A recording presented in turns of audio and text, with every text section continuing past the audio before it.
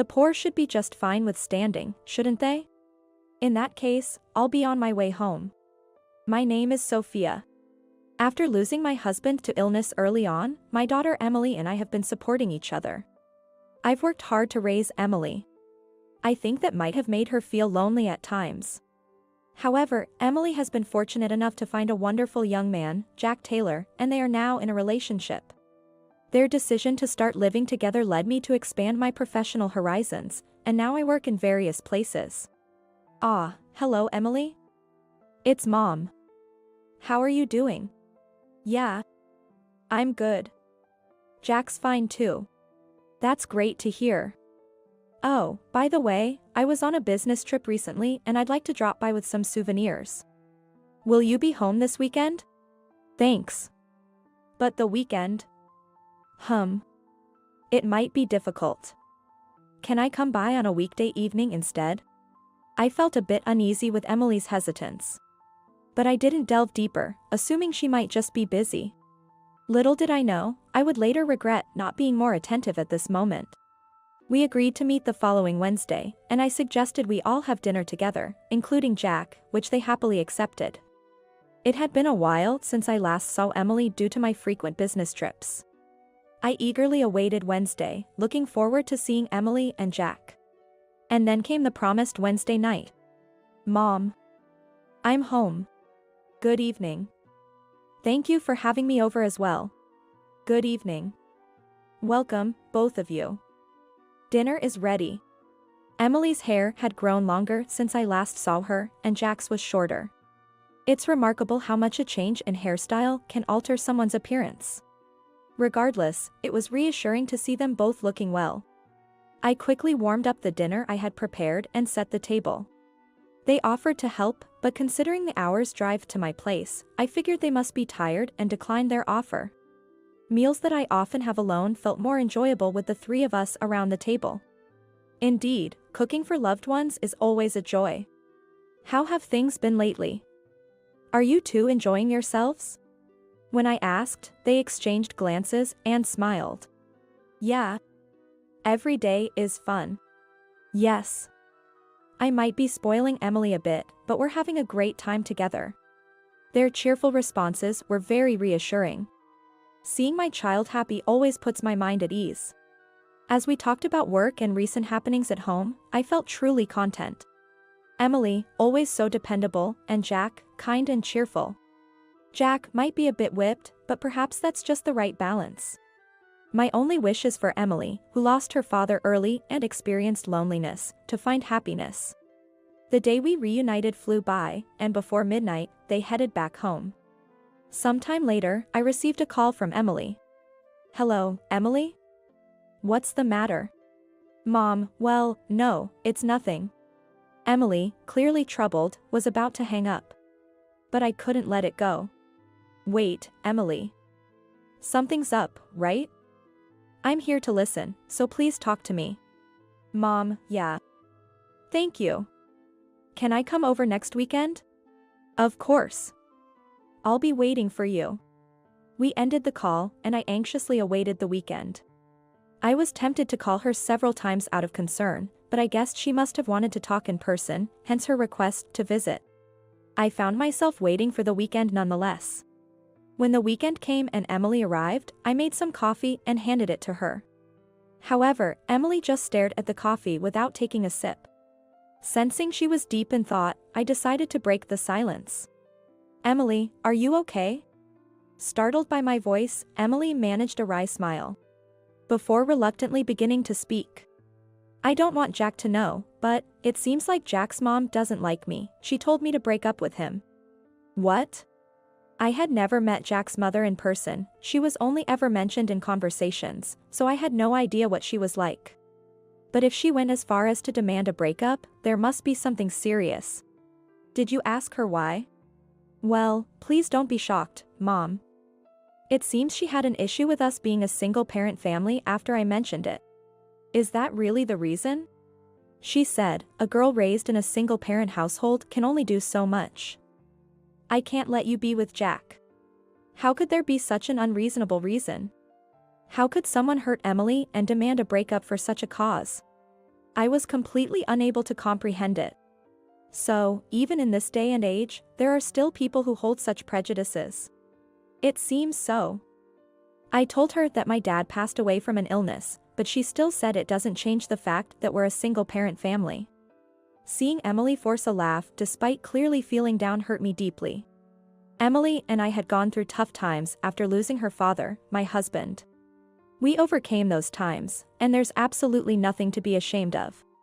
I wanted to help in any way possible, but I wondered if there was any solution. Anne.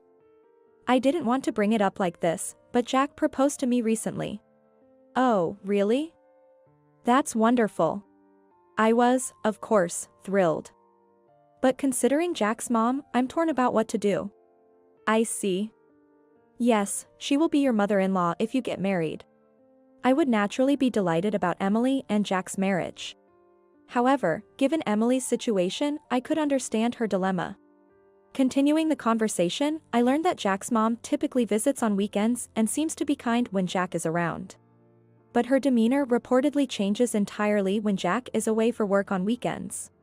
Sensing there was more to the story, I encouraged Emily to share everything, and she did so with a sigh.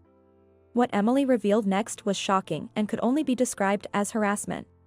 She told me that Jack's mom had thrown away the food Emily made, criticized her cleaning and laundry methods, and even said that Emily shouldn't burden Jack with living expenses, despite them not being married. Despite Emily working and sharing the financial responsibilities with Jack, it seemed Jack's mom wouldn't understand. That's terrible. I don't want to speak ill of Jack's mom, but, well, I'm not the best cook, and with working, I can't keep the house perfect. Maybe it's my fault. Haha. Emily's forced laughter was tinged with tears. I felt anger bubbling up but managed to restrain it. I suggested talking to Jack about it, but she refused, not wanting to worry him. After talking for a while longer, Emily said she felt relieved to have shared her troubles and mentioned she was heading home. I decided to give her something. Here, take this with you, just in case. Is this a voice recorder? I explained it was to keep evidence, just in case. It's better not to need it, but having proof in a dire situation is crucial. I often carry a voice recorder for work. So I handed one to Emily. Emily understood and agreed, placing the voice recorder in her bag. If anything happens, make sure to contact me again. Yeah, thank you, Mom. Emily said. And then she left. After a while, Emily contacted me, asking if it would be okay for her to come over with Jack. Apparently because they had decided to get married. Later, Jack and Emily came to my house dressed in suits, and seeing Jack so nervously stiff made me laugh. I served the cake and coffee I had prepared, and as we sat around the table, Jack stood up and stutteringly shared the news of their engagement. Emily and I couldn't help but laugh together, and seeing us, Jack finally relaxed and joined in the laughter. We then discussed their future plans. First, they wanted to set a date for a meeting between both families, and then start planning the wedding. The mention of meeting the families made me glance at Emily, who gave a wry smile, indicating some trouble. From Jack's demeanor, it was clear he was still unaware of his mother's objections, as he seemed genuinely happy discussing the plans. I expressed my willingness to help in any way I could, and both Jack and Emily thanked me, looking relieved. Some time later, Emily called, possibly to discuss the meeting between the families. Answering the phone. I could sense something was off by her lack of energy. So I asked about the situation. Emily, what's wrong? You don't sound like yourself. Mom, this is hard to say, but the meeting with the families might not happen. Did something happen? I asked. Slightly taken aback but recalling Emily's previous mentions of Jack's mother, suspecting she might be the cause. Are Jack's parents opposed to the marriage? It seems so. Haha. Emily's hollow laughter was evident even over the phone. It seems they have a significant issue with Emily. Likely related to her coming from a single-parent household, as indicated by previous discussions. Did you ask the exact reason? Yes, it's because we're from a single-parent family. So, as I thought. It was hard to understand the disdain towards single parents' families. When I asked if the marriage was off, Emily explained that after learning the reason for canceling the meeting, Jack became furious and declared he'd sever ties if they continued to harbor such prejudices. His parents, taken aback, agreed to the marriage but refused to have the meeting. Emily said it was the first time she saw Jack that angry and had to calm him down. After going home that day, they talked it over, and with Jack's continuous apologies, they decided to forego the family meeting. "I'm sorry, Mom. With the opposition, maybe we should reconsider the timing of the marriage." "Don't be silly. Don't worry about the meeting. What matters most is how you and Jack feel about each other. You're both adults." I shared my thoughts, feeling sorry for Emily but reassured knowing Jack was on her side. Jack said the same thing. He can't comprehend his parents' stance. "After all, it's our decision to get married, right?" Hearing this made me glad that Emily had someone like Jack by her side. They decided to proceed with the wedding so I would formally greet Jack's parents at the event. Honestly, I'm worried about Emily's life after marriage, but since she's an adult, I try to refrain from interfering as much as possible. Afterwards, it was nice to hear her happily talk about their honeymoon plans and how they're visiting various wedding venues, finding all of them so appealing that they're having a hard time deciding. The next day, I received an unusual call from Jack. "Hello, Jack? What's up, Mother? I believe Emily must have told you about the recent situation." "Yes, I heard. It must have been tough. I'm truly sorry. I had no idea my parents harbored such prejudices."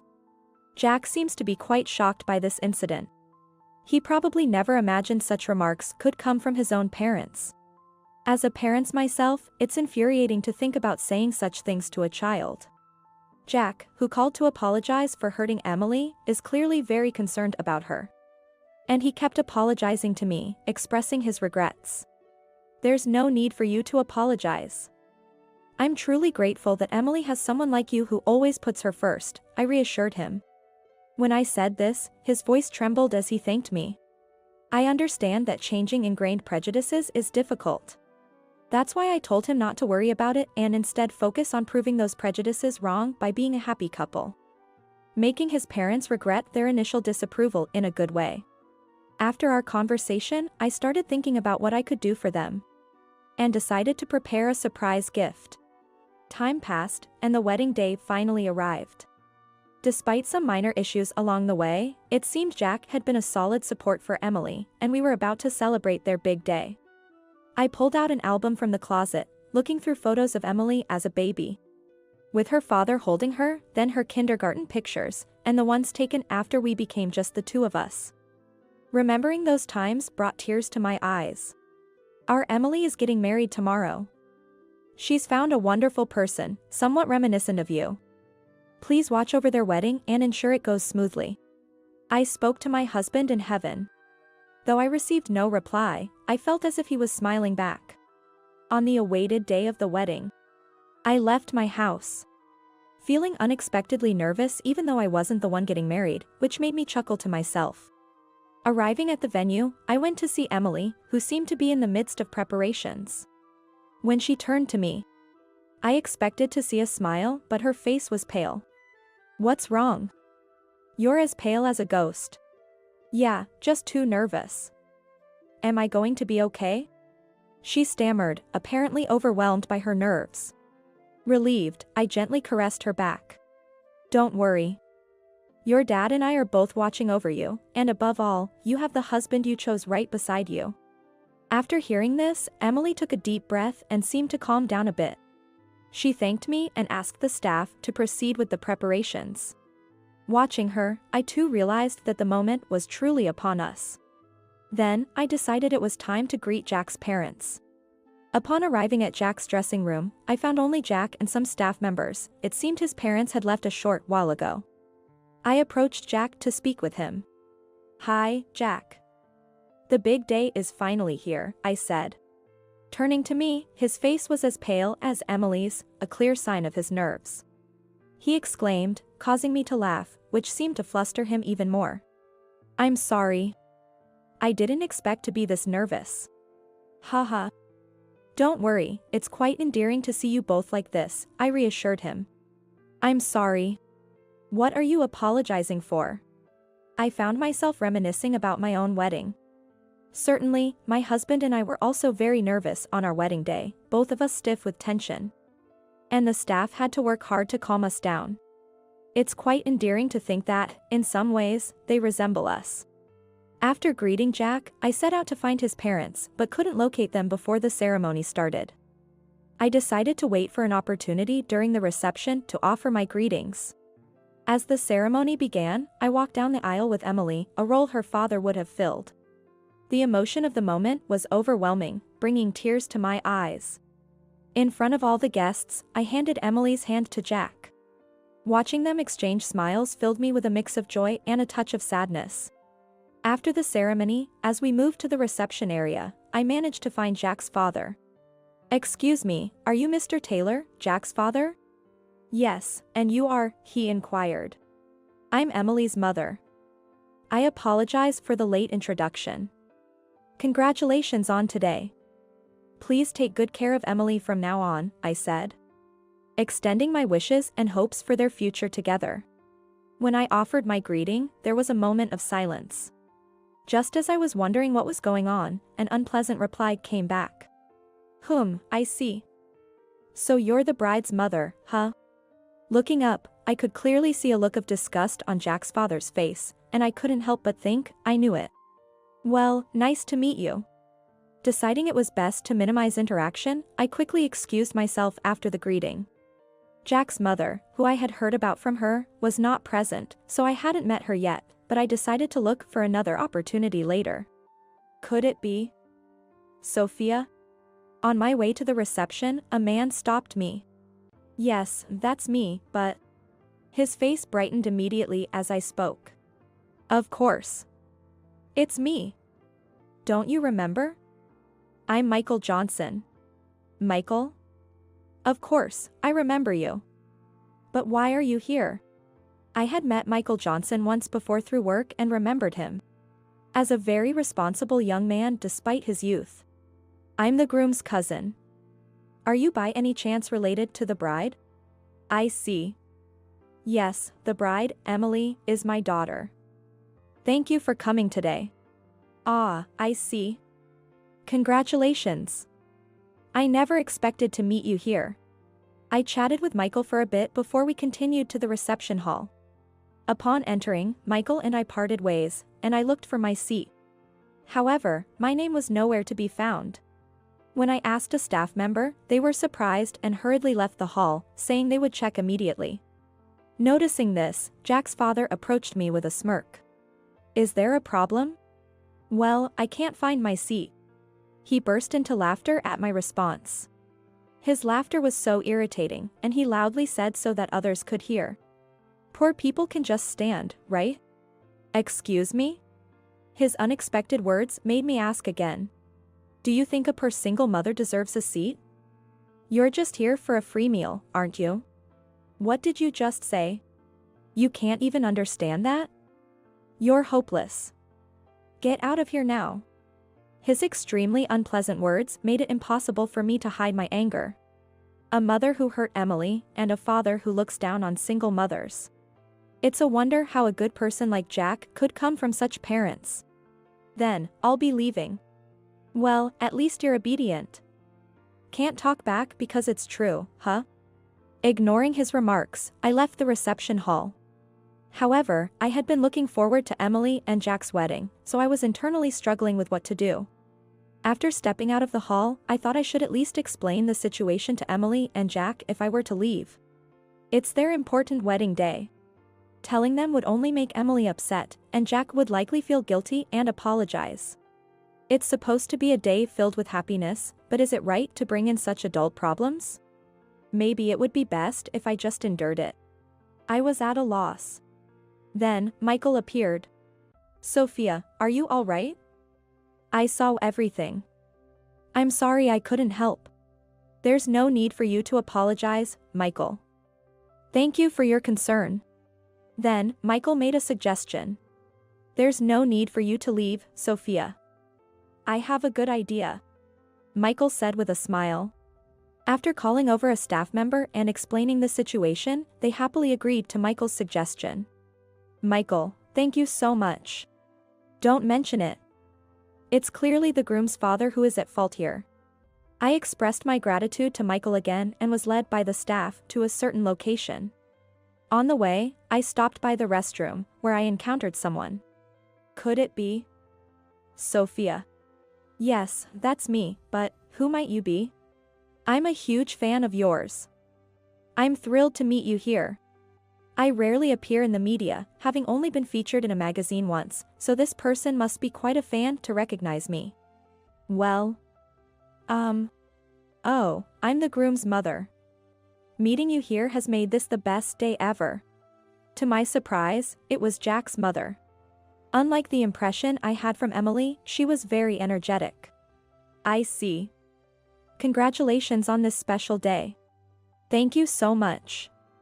Could we possibly shake hands? Huh? I found myself being asked for a handshake. I agreed to the handshake and quickly made my way to the restroom. I never expected to meet her in such a manner. And it was surprising that she knew who I was. The staff led me to a location on the second floor of the reception hall. It's usually not used, but due to the circumstances, Michael had arranged for this seating. From this seat, I could oversee the entire reception and even see Emily and Jack in all their glory. It seemed that the guests on the first floor hadn't noticed me, and I could clearly see Jack's father. After a while, the energetic Jack's mother took her seat, and it appeared she was telling Jack's father about our earlier conversation. As I watched them with a sigh, the hall dimmed, and the reception began under the host's guidance. Seeing Emily and Jack enter made me tear up. They looked so beautiful. I wondered how she had grown up so fast. I'll never forget the sight of them walking shyly while surrounded by blessings. At one point, Emily and Jack looked up and smiled at me. Having heard that I was there, I waved back, taking several photos of them with my phone. Then came the time for reading letters of gratitude to the parents. Jack's parents were grinning as they watched Emily. But when they noticed me stepping onto the stage, Jack's father grimaced, and Jack's mother turned pale. Pointing at me, she trembled and stammered, "What?" I gave my speech and had Emily read her letter. By the end, Emily, Jack, and I were all in tears. We received a round of applause, and after receiving a letter and bouquet from Emily, I stepped down from the stage. Back in my second floor seat, I could see Jack's father and mother whispering to each other. Probably about me. Looking over at Michael, he nodded and gave me a thumbs up. I couldn't help but chuckle at that. I made a mental note to thank Michael properly someday. After the reception, when I went to see Jack's parents were there. I coldly asked, "Do you need something from Emily?" "No, it's not that. We wanted to speak with you." "What are you going to talk about?" "See. This is the kind of person she is. Why should I have to apologize?" "You. This lady is someone significant. Please, I'm begging you, apologize." "No, an apology is not necessary. Besides, what exactly are you apologizing for?" As I pushed back, Jack's mother, pale-faced, hurriedly apologized. "My husband was extremely rude to you. I am terribly sorry. Please forgive us." "What rudeness are you referring to?" "The comments about you being poor and deserving only standing." "I'm truly sorry." Jack's mother seemed to be apologizing for her husband's behavior, but that wasn't what mattered to me. "I can't believe you are Emily's mother. If we had known, this never would have happened. Who I am shouldn't matter, should it? Besides, it was you who refused the meeting." "Well, that's..." As I brought up the issue of the meeting, Jack's mother fell silent. She seemed to be apologizing only for her husband's actions, but as far as I was concerned, she was no different. I didn't have a good impression of them. They continued to make excuses, claiming they would have been happy to meet if they had known it was me. And blaming Emily for not informing them in advance, insisting that they were not at fault for refusing the meeting. However, I made it clear that one of the main points of a meeting is to get to know the other person. And they had prejudged everything based on our family situation. Once again, I realized we had irreconcilably different values. Perhaps upset by my rebuttal, Jack's father spoke up next. You may be famous, but you don't look it. Are you sure it's not a case of mistaken identity? Besides, you're just a poor single mother. Oh, and what might that mean? That's when Michael intervened in our conversation. Jack's father was shocked to see Michael. Mr. Smith, the vice president. Indeed, Michael appeared to be the vice president of the company where Jack's father worked. The current president is Michael's father, who seems to be preparing to hand over the company to him. Although Michael is Jack's cousin, his father took his wife's surname. Who exactly are you referring to as a poor single mother? Well, this person here. Really? You mean Sophia? If so, that would be quite serious, wouldn't it? Serious? It seems, Keith, you're unaware of who Sophia is. She is a world-renowned painter. I heard that from my wife, but she's just a painter, right? Still poor, nonetheless. Ignorance is truly frightening. Sophia's paintings sell for millions at the lowest. What? Jack's father was dumbfounded. Meanwhile, Jack's mother shrank in size, unable to hide her turmoil. Seeing this made me sigh again. I work as a painter, sometimes creating on my own initiative and sometimes taking commissions. Many people appreciate my work and purchase it at high prices. Michael is one of those connections, with his parents being frequent buyers of my paintings. He acts as a liaison for me, communicating with my manager, and we've met once in this capacity. You're kidding. Ask my parents. They've bought them, after all. The highest price was $1 million. $1 million. That time was quite something. There was a bidding war over one of Sophia's works. But my parents really wanted it. So we ended up going to auction and winning. The passion was incredible. He looked at me with a laugh as he said this. I thanked him for that time, and he insisted on thanking me again in return.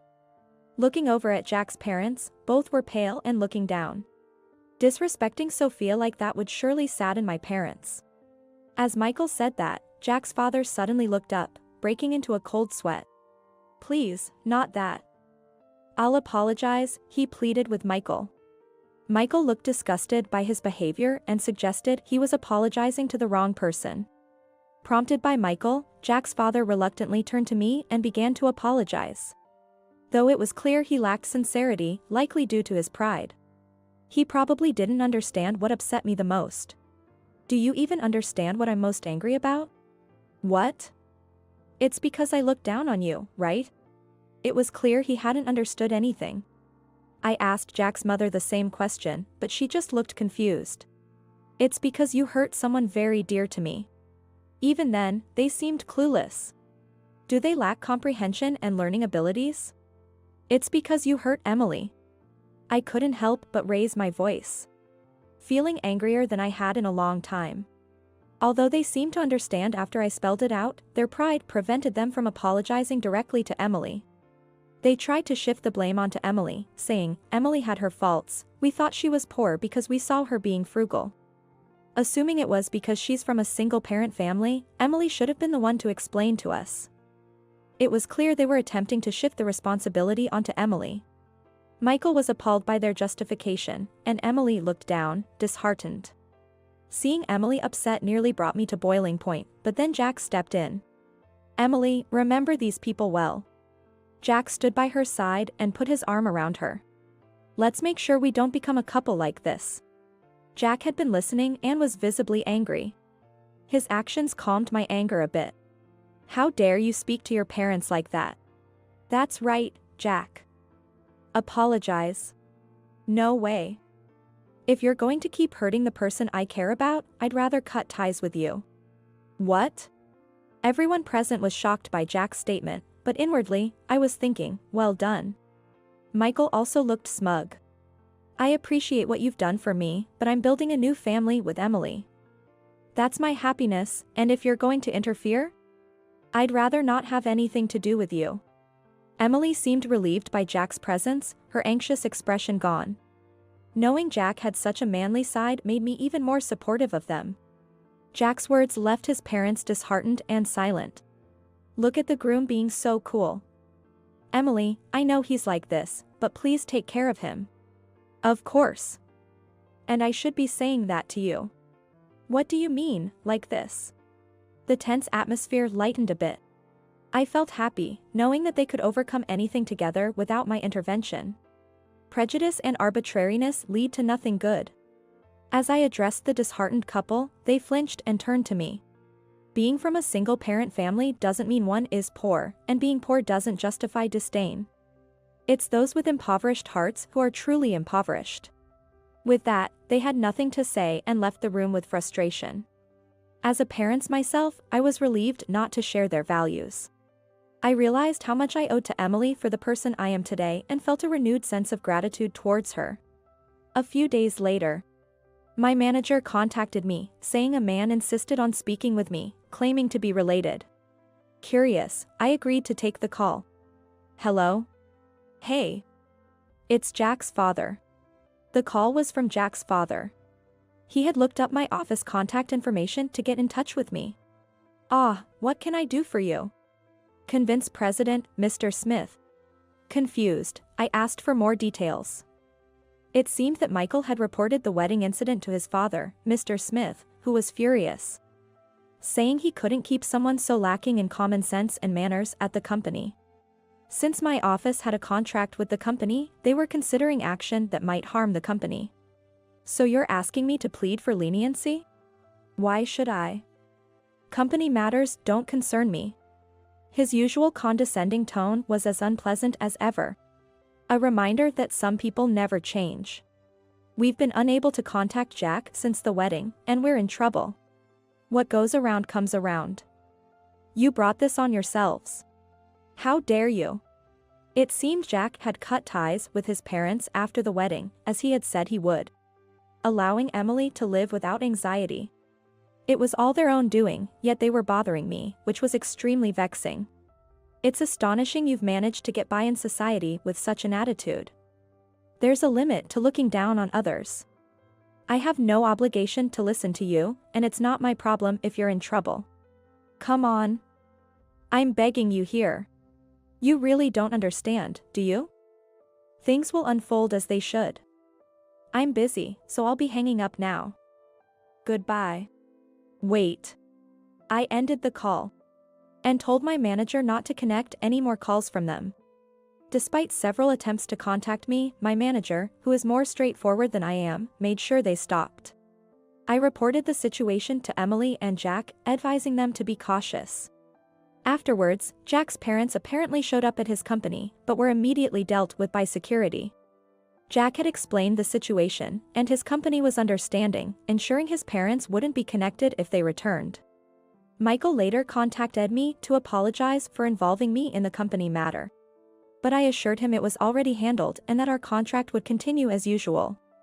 Jack's father was demoted but caused further trouble by disputing the decision, leading to his voluntary resignation. Ever since the wedding, there was tension between Jack's parents, leading to a divorce after Jack's father became unemployed. Jack's mother reached out to Jack asking for support but was ignored. Jack's father, due to his pride, struggled to find re-employment and was barely getting by with a part-time job. His mother, unable to find support from relatives due to the wedding incident, was living in a dilapidated apartment and working part-time. As a gift to the couple, I surprised them with a house. I remembered a house Emily and Jack once said they'd love to live in, so I had one built with a similar design. I chose a location near where they were living to ensure their lifestyle wouldn't change.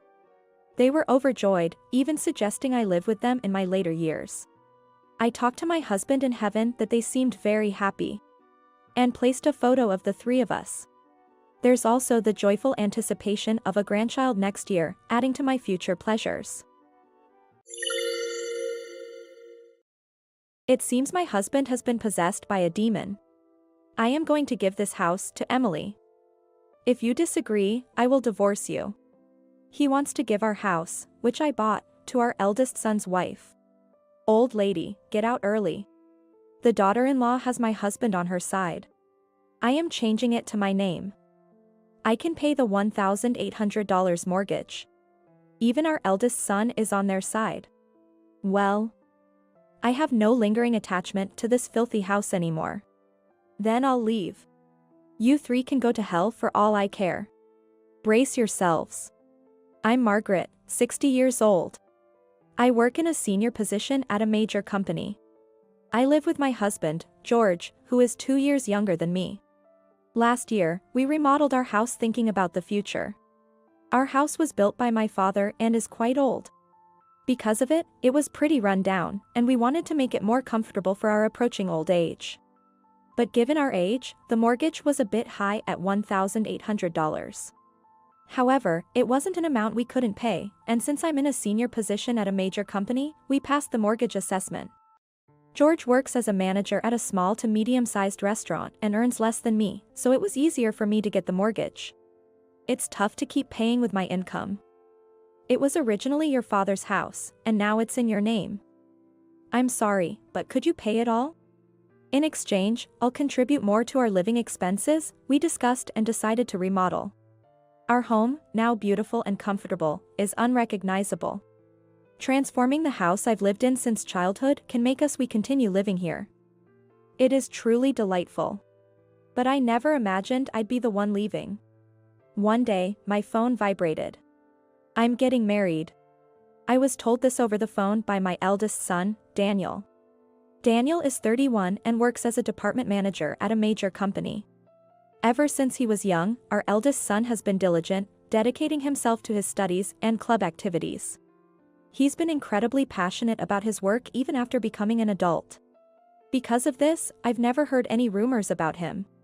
A woman whom Daniel is considering for marriage. Truly intriguing. I wonder what kind of woman she is. Since Daniel likes her, she must be wonderful. But what if she's exploiting Daniel's limited love experience for something sinister? With my son bringing home a woman for the first time, I was both excited and anxious. Then the day of the introduction came. A woman with brown hair wearing a white chiffon dress, embodying purity, arrived. I'm Emily. Nice to meet you. She was very well-mannered and clean, making a great first impression. Pleased to meet you, father, mother. She said with a bright smile, showing her beautiful white teeth. I can entrust Daniel to this person. As I thought this, it seemed George felt the same, as he was all smiles. She seems like a good girl. As George softly murmured this, the woman clasped his hand, looked him in the eyes, and said, I'm so happy to hear you say that, George. Let's get along well. What? What is this girl doing? I was taken aback by her closeness and instinctively drew back. Daniel was also surprised. But George seemed pleased. Although I wasn't jealous, I wasn't exactly feeling great about it. What are you doing? I considered about Daniel's feeling and approached her. She immediately apologized in a flustered manner. I'm so sorry. It's our first meeting, and my apologies. And quickly let go of George's hand. I often hear that I don't quite get personal boundaries right. I don't mean any harm by it, it just happens. I'm truly sorry. She didn't seem like a bad person. Still, given the good first impression, her earlier behavior was surprising. But Daniel was totally smitten with her. Despite her earlier actions, he said, yeah. Emily might not get personal space, but I think that's one of her good points. I'm shy around women and not very sociable, but because she approached me like that, I was able to date her and now we're even considering marriage. It's surprising how much Daniel has changed because of Emily's actions. Please take good care of Daniel. Despite my thoughts, she must be a good person. I approved of their marriage. Things moved swiftly, and a few weeks later, they were officially married. I truly wished for their happiness. Half a year after their marriage, one day. I'm home, huh? When I returned from work, I noticed women's shoes at the entrance. Going into the living room, there was Emily. Oh. Mother-in-law. Welcome back. Looking at the table, there were empty cans and bottles of alcohol everywhere. It seemed they had been drinking together. Well, what's this? I wondered why they were having a drinking party without Daniel. Curious, I asked. Well, when I was about to leave work, I bumped into Emily by chance. She said she wanted to get closer to me, so we decided to have a drink. But it's just before payday, so you're probably short on cash, right? That's why I invited her to drink at our place. Why are they drinking at our place? It would have been better if Daniel was also here, and although I didn't want to intrude on the newlyweds, they could have drunk at Daniel and Emily's place. I said this while tilting my head. It could have been at our place too, but this house is so beautiful, isn't it? And right now, our place is a bit messy. Her speech was slurred.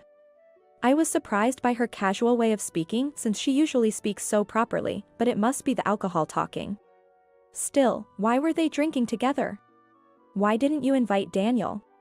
I think it's a little out of the ordinary for a wife to come to her in-laws' house alone, and that too for a drink, even though they are newlyweds. Ever since I saw them, I've been looking for Daniel. Dan is, you know, swamped with work right now, tons of overtime and all. So, I've been feeling super lonely, just so lonely. Emily started crying as she said that. There, it's not your fault, Emily, the bad one here is Daniel for neglecting you, especially since you're newlyweds. George began to comfort her by patting her head as he said this. Oh. George. What is this scene? It's unsettling. Hey. George. Emily is your daughter-in-law. It's not right towards Daniel, and you shouldn't do this. I scolded George for his excessive behavior. Then. No. Don't get mad at him. Emily defended George. Huh? I was so bewildered that I blurted it out without thinking. I had a lot I wanted to say, but I was too tired from work and found everything too bothersome. I'm going to take a bath. Please clean up afterwards. I sighed and escaped to the bathroom as if fleeing the scene. Then I called Daniel to explain the situation. He interrupted his work and said he would come to pick her up right away. Emily might seem odd to me, but considering he would come despite being busy, Daniel must really love her. However, their married life might be somewhat challenging. I might become the unpleasant mother-in-law, but I decided to give Daniel some advice about their future life together once he arrived. I was lost in thought while soaking in the bath, so quite some time had passed. Feeling a bit lightheaded, I went to the living room. I expected to see Daniel had come to pick up Emily, but, despite having driven here, for some reason, he was drinking. Daniel, you drove here, right? And you drank. When I asked, Daniel responded cheerily, as if he were tipsy. Well, Emily insisted I have a drink, so just like that, we decided to stay over tonight. I was happy that my son would stay over. But, unfortunately, it also meant his wife, who had made a very poor impression, would stay as well. And quite suddenly at that. Oh. I was honestly perplexed. But Daniel had already drunk. Look. I can drive you guys home. I didn't want Emily to stay over. Feeling tired, I still suggested driving them to their place. However. No. That wouldn't be right. You must be tired too, right? How about you join us for a drink instead? Daniel said with an easygoing smile. I couldn't say anything more. What? At that moment, I felt something was off. Emily suddenly smirked, but it seemed to carry a hint of malice. It was as if she was laughing at my bewildered state. It's just my imagination, right? I tried to convince myself it was just a misunderstanding, but in reality, her incredibly dangerous plan had already begun. The next day, Emily apologized numerous times for her blunder. I'm truly sorry. Saying that, she left, and I felt a wave of fatigue wash over me as I thought, it seems the storm has passed. Then, when I got home that day, Emily was there again. Daniel was nowhere in sight. I felt a sense of despair, but the situation seemed different from yesterday. I'm sorry for intruding again, but I just had to apologize. She said this and offered me some sweets.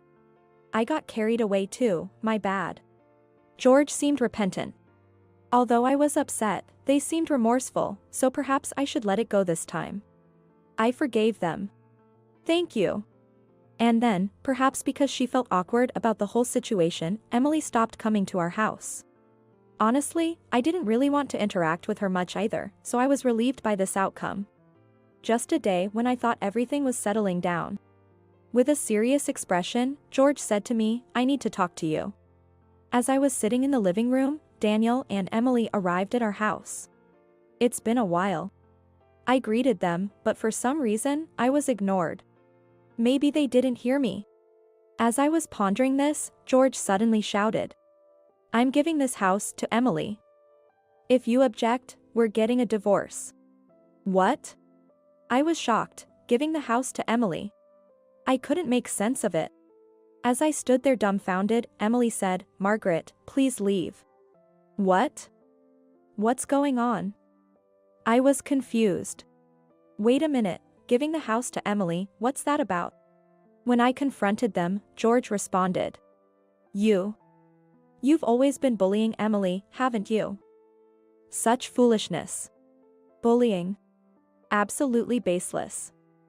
That's impossible. But George wouldn't listen to my protests.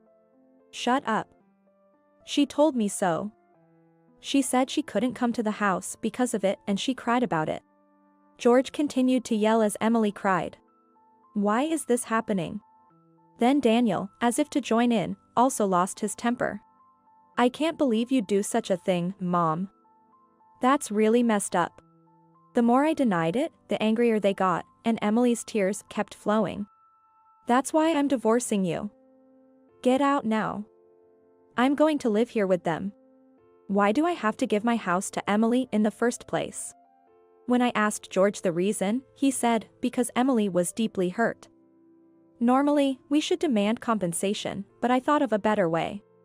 Taking this precious house from you and giving it to Emily. That way, you'd suffer the appropriate damage, right? Why do I have to be punished when I haven't done anything? Especially since Emily quit her job to get married, there's no way she can afford an $1,800 mortgage." When I pointed that out, "No worries. We'll change the title to Daniel's name. With Daniel's salary and employer. The title change should be a breeze." Even so, with a mortgage involved, a title change shouldn't be that simple. If it were that easy, anyone could buy a house. I doubt the bank will agree to that. George retorted, "You work for a big company, but so does Daniel. It should be fine. Plus, I have a friend who works at the bank where you got your mortgage. I'll talk to him, so it should be okay." It's unclear where such confidence comes from. That's right. And $1,800 mortgage is nothing. Encouraged by George's words, Daniel was overly confident. It's seriously turning into a situation where I have to hand over my house. I've said it multiple times, but I haven't bullied anyone.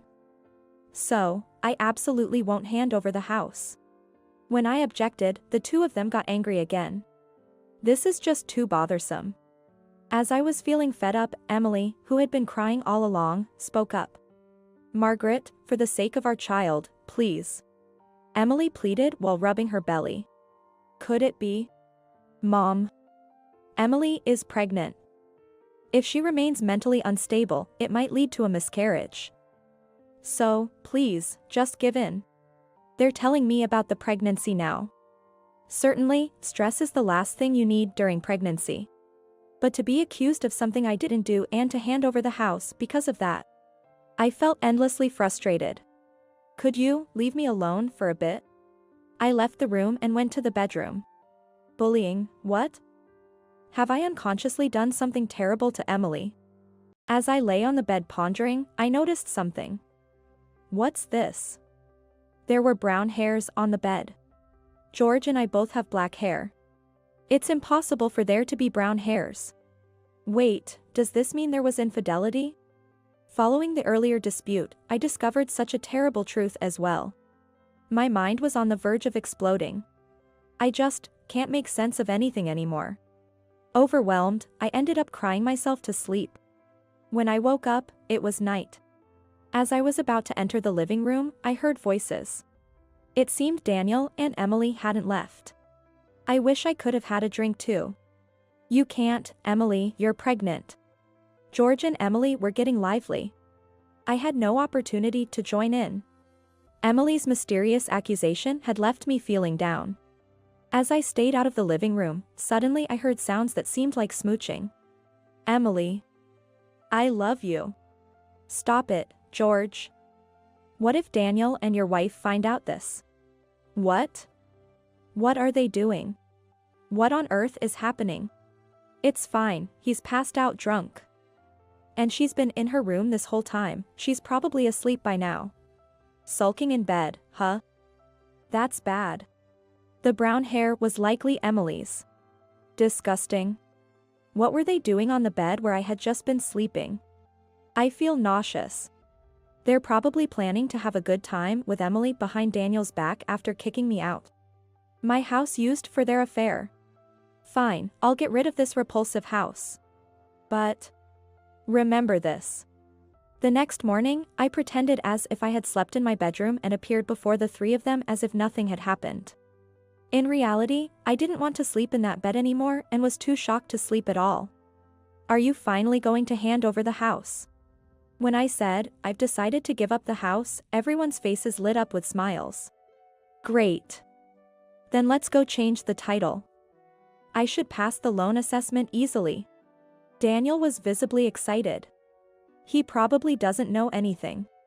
I felt sad, but I decided not to enlighten a son who completely disregards his mother's words and he is under his wife's thumb. Not yet, anyway. Then followed days filled with the hustle and bustle of divorce proceedings and title changes. It was tough, but somehow the title change was completed. This is no longer your house. George taunted me. Get out already, old lady. Emily whispered in my ear. I was infuriated. But I was going to leave anyway. Letting go of the house I had lived in since birth. It was sad, but it had also been tainted by infidelity. I had no more attachment to it. And from here on, I would stir up trouble for these three odd characters. Just wait and see. About a month after I left. I'm finally ready. I visited my former home. When I rang the doorbell, George is furious despite it being a long time. He snapped, "What does a stranger want? I have something to talk about." "Won't you let me in?" I asserted strongly. "Why should I let you into my house?" George was adamant about not letting me in. "It's something very important. For Emily too." Something important for Emily? Mentioning her name got me smoothly admitted into the house. Honestly, I didn't even want to say her name, it felt so repugnant. But I knew George was weak for her, so I used her name. "A stranger has come." Stranger?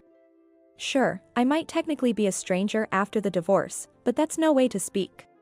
George's attitude irked me. "What do you want now?" The three of them were on high alert. "I want you to see this."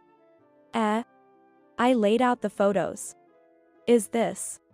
The photos showed George and her on a date. In fact, after the divorce, I had hired a detective to tail the two of them. As a result, I got photos of them dating. Wait a minute, what? Daniel was visibly shaken. Then George blurted out, "What's the big deal with these photos?" "We're just a close father-in-law and daughter-in-law, nothing more, nothing less." "Yeah. What's the point of taking such nonsensical photos?" The two of them insisted on their close relationship. "What about this, then?" I pulled out my phone and played an audio clip. "I really do love Emily." "Shh. If you talk so loudly, Daniel and your mother-in-law will wake up." It was George and her voices, accompanied by disgusting sounds. What? I had actually recorded their exchange on the day I discovered their affair. It's not what it seems like. This is all a misunderstanding. George tried desperately to explain. What's the misunderstanding here? This is totally unacceptable. Naturally, Daniel was furious. She was looking down, defeated. Then, I added fuel to the fire. "Hey, not to be rude, but whose child is that really in your belly?" Daniel's face turned deathly pale in an instant. "No way, with my father. That's impossible." My father-in-law pulled out and she dug her own grave. "You admitted it. You just admitted it, didn't you?" The three of them screamed, and George and Daniel got into a scuffle. Ouch. It seems the fight caused her stomach to cramp, and the fight was paused. And then I quickly said, "I've been saying it all along, haven't I? I wasn't bullying Emily. Could it be that you lied to get rid of me, and you made Daniel believe you?" Daniel was taken aback. "You're kidding, what's that about? That's the worst. I can't believe I trusted you and not my mom." Daniel, regretting that he had listened to the wicked woman and hadn't believed me. "Now that we know this much, just tell us everything." Daniel yelled at the two of them. The two were reluctant to speak, but when the word "a trial" was mentioned, and he said, "Are we going to have to take this to court?" they finally started talking. It seems that at first, she really did love Daniel. But when she came to our house for a marriage greeting and saw our newly renovated, beautiful home, she wanted it for herself. My family home is pretty run down, and I envied such a beautiful house. The interior is quite nice too. She explained it in tears. She wanted the house so much that she planned to ingratiate herself with George on the day of their marriage introduction. So, she deliberately ambushed George on his way home from work and drank at home without inviting Daniel. It seems that during the months he didn't come home, George had been nurturing love with her and planning to oust me. If that was the case, you should have suggested living together from the start. When I said that, she remained silent for a moment before responding. The image of a mill didn't sit well with me. My mom and grandma at home were always fighting. My grandma used to pick on my mom. So I thought I didn't want to live with a MIL. The only way to live comfortably in a clean house was to ask my mother-in-law to leave. Indeed, with such an image, she wouldn't want to live with their mill. But to go as far as taking someone's husband. However, what did George think of this reality? I knew I was being used. But, when I came to greet her, and she held my hand and smiled at me, I was all ready.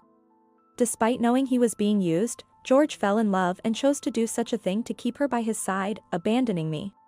You guys are the worst. When Daniel said that, the two of them just hung their heads and cried. Afterward, Daniel naturally went through with the divorce. When he had the child's DNA checked just to be sure, it turned out to be George's child. I won't be paying child support, Daniel said as he demanded alimony from the two of them. Of course, same here. To think I'd have to demand alimony from my own father. As Daniel lamented, I patted his head. We were driven mad by a foolish woman. But more than us, her life would be thrown into chaos, something she would regret forever. And my premonition came true. 2 years have passed since then. She decided to remarry George and stay together without getting a divorce. This decision was supposedly made for the sake of their child. To work, she enrolled her child in daycare. Grandpa? I mean, Daddy came to pick you up today, huh? It seems she is being judged by the other moms at the daycare. While the children seem to be having fun together, she's filled with sadness because she hasn't been able to make any mom friends. Furthermore, when she explained to her parents about the divorce and remarrying George, they were furious, directing their anger towards George. Now, they are estranged. It's all a result of her own actions. By the way, Daniel is now living alone in that house. I wanted to sell it, but that would have been too cruel to Mom. After all, this is the house where Mom has lived her entire life, right? A house filled with so many memories. I can't sell it.